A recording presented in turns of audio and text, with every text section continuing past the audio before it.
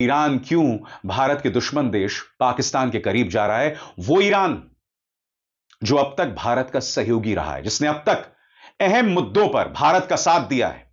क्या यह इत्तेफाक है कि उसके बाद ईरान जो है वो पाकिस्तान के साथ रिश्ते बना रहा है। आखिर मैं आपसे क्यों कहता हूं कि यह जो गोदी मीडिया है वो समाज का दुश्मन है, देश का दुश्मन है। ये लोग इस तरह से करके देश का मजाक ही नहीं बनवा रहे हैं, देश के लिए मुश्किल हालात पैदा कर रहे हैं। और हमारे यहां क्या करते हैं, हमारी सरकार उन पर अंकुश डालने के बजाय मेरे जैसे पत्रकारों को टारगेट करती है। याद कीजिएगा, ऑपरेशन सिंदूर के दौरान इस मीडिया ने हमें कितना शर्मिंदा किया था इंटरनेशनल लेवल पर। मगर माननीय सूचना और प्रसारण मंत्री अश्विनी वैष्णव आते हैं और उनकी तारीफ करते हैं। अब इन तस्वीरों में देखिए, पाकिस्तान के वित्त मंत्री और डेप्यूटी प्राइम मिनिस्टर के साथ मसूद पेजिशकियां, जरदारी के साथ मसूद पेजिशकियां, और इस मुलाकात के बारे में क्या क्या खबरें आ रही हैं, इस पर गौर किया जाए। यह भारत के लिए खतरे की घंटी है और हर भारतीय जिसे देश के सामरिक हितों का ख्याल है वो इस खबर से चिंतित होगा। ईरानी राष्ट्रपति मसूद पेजेशकियां पाकिस्तान पहुंचे और रविवार को उन्होंने राष्ट्रपति जरदारी से मुलाकात की। जैसा कि आप देख सकते हैं कि वहां के वित्त मंत्री और डेप्यूटी प्राइम मिनिस्टर से भी मुलाकात कर रहे हैं। और सबसे बड़ी बात, ईरान ने कहा है कि हम पाकिस्तान के साथ जो अपना सामरिक रिश्ता है उसे रिवाइव करेंगे, पुनर्जीवित करेंगे। हमें यह नहीं भूलना चाहिए दोस्तों, ये वो पाकिस्तान है जिसने डोनाल्ड ट्रंप के लिए नोबेल शांति पुरस्कार की मांग की थी।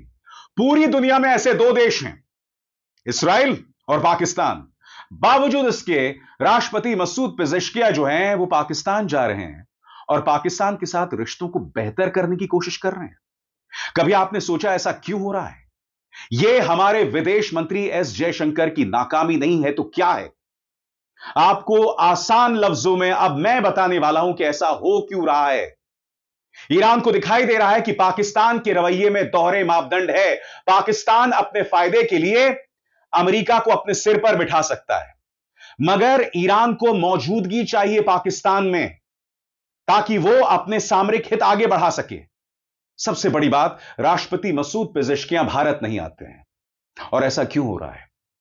क्योंकि पिछले 11 सालों में इस देश के अंदर जो तमाशा चल रहा है ना, जिसके अंदर मुसलमानों की बेइज्जती की जाती है, लिंचिंग की जाती है, मुस्लिम देशों के बारे में अनर्गल बयान दिए जाते हैं, यहां का प्रचार तंत्र, यहां का मीडिया मुस्लिम देशों के बारे में गंदी गंदी बातें करते हैं, इसका असर अब भारत पर पड़ने लगा है। इसका नुकसान अब भारत उठा रहा है। और मैं आपको बताता हूं क्यों।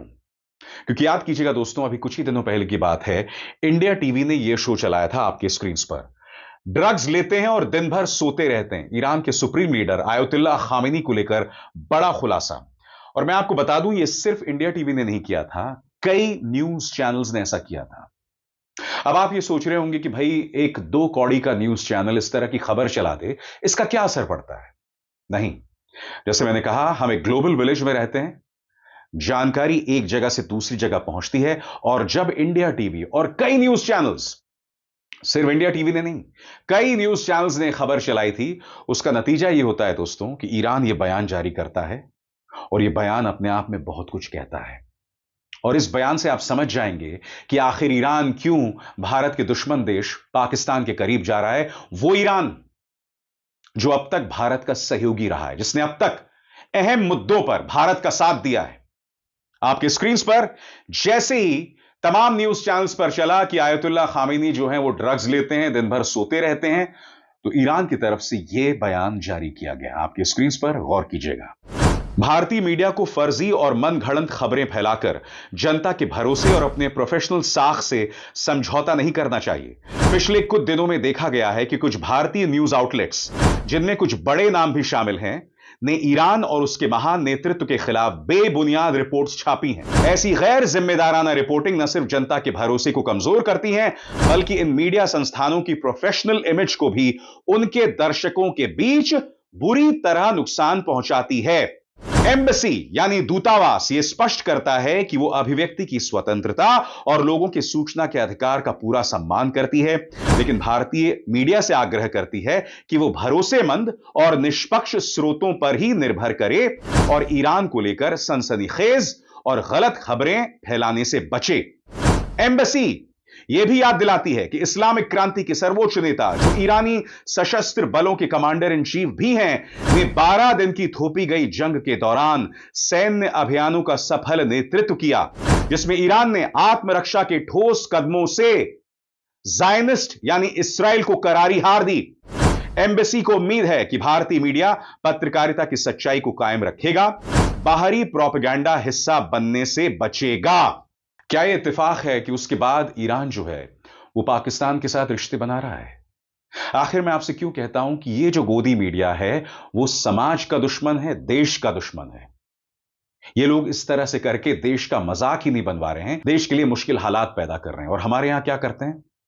हमारी सरकार उन पर अंकुश डालने के बजाय मेरे जैसे पत्रकारों को टारगेट करती है। याद कीजिएगा, ऑपरेशन सिंदूर के दौरान इस मीडिया ने हमें कितना शर्मिंदा किया था इंटरनेशनल लेवल पर, मगर माननीय सूचना और प्रसारण मंत्री अश्विनी वैष्णव आते हैं और उनकी तारीफ करते हैं।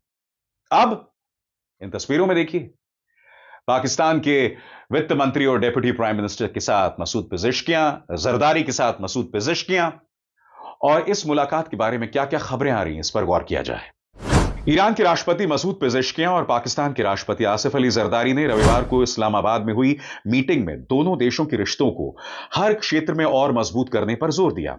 इस मुलाकात में राष्ट्रपति पेजिशकियां ने 12 दिन की जंग के दौरान पाकिस्तान की लीडरशिप और जनता का समर्थन करने के लिए शुक्रिया अदा किया और पाकिस्तान की उस पॉजिटिव भूमिका की तारीफ की जो उन्होंने टकराव कम करने, बातचीत और कूटनीति के जरिए मसले सुलझाने के लिए निभाई। राष्ट्रपति जरदारी ने कहा कि पाकिस्तान और ईरान के रिश्ते भाईचारे पर टिके हैं, जो एक जैसे धर्म, संस्कृति और आपसी सम्मान की नींव पर बने हैं। राष्ट्रपति मसूद पेजिशकियां किस पाकिस्तान की तारीफ कर रहे हैं? वो पाकिस्तान जिसके सुन्नी आतंकवादी ईरान में मुश्किलात पैदा करते हैं, वो पाकिस्तान जिसने डोनाल्ड ट्रंप के लिए नोबेल शांति पुरस्कार की पेशकश की थी। तो यह बात तो समझ के परे है कि आप इस संबंध को ऐतिहासिक क्यों बता रहे हो। सबसे बड़ी बात वो ये भी कह रहे हैं कि जो स्ट्रैटेजिक रिलेशनशिप है उसे रिवाइव किया जाए, उसे पुनर्जीवित किया जाए। और इस बारे में क्या खबर है, इस पर भी गौर किया जाए। आपकी स्क्रीन पर Pezeshkian, new chapter begins in Iran Pakistan diplomatic relations. राष्ट्रपति मसूद पेजिशकियां ने कहा कि उनका पाकिस्तान दौरा दोनों पड़ोसी देशों के बीच कूटनीतिक रिश्तों में एक नया अध्याय खोलता है। उन्होंने पाकिस्तानी अधिकारियों द्वारा किए गए गर्मजोशी भरे स्वागत के लिए आभार जताया। पेजिशकियां ने रविवार रात ट्विटर पर लिखा, मैंने पाकिस्तान के अपने पहले दौरे को वहां के सीनियर अधिकारियों के गर्मजोशी भरे स्वागत के साथ पूरा किया। उन्होंने लिखा, मैं पाकिस्तान के माननीय राष्ट्रपति आसिफ अली जरदारी, अपने प्यारे भाई प्रधानमंत्री शहबाज शरीफ और पाकिस्तान के अन्य राजनीतिक और सैन्य नेताओं का दिल से शुक्रिया अदा करता हूं। उन्होंने कहा कि ईरान और पाकिस्तान के बीच कूटनीतिक रिश्तों का एक नया अध्याय शुरू हो रहा है। पेजिशकियां शनिवार को एक हाई लेवल राजनीतिक आर्थिक प्रतिनिधिमंडल के साथ इस्लामाबाद पहुंचे थे। वहां प्रधानमंत्री शरीफ ने उनका स्वागत किया था। वो रविवार देर रात पाकिस्तान से रवाना हो गए।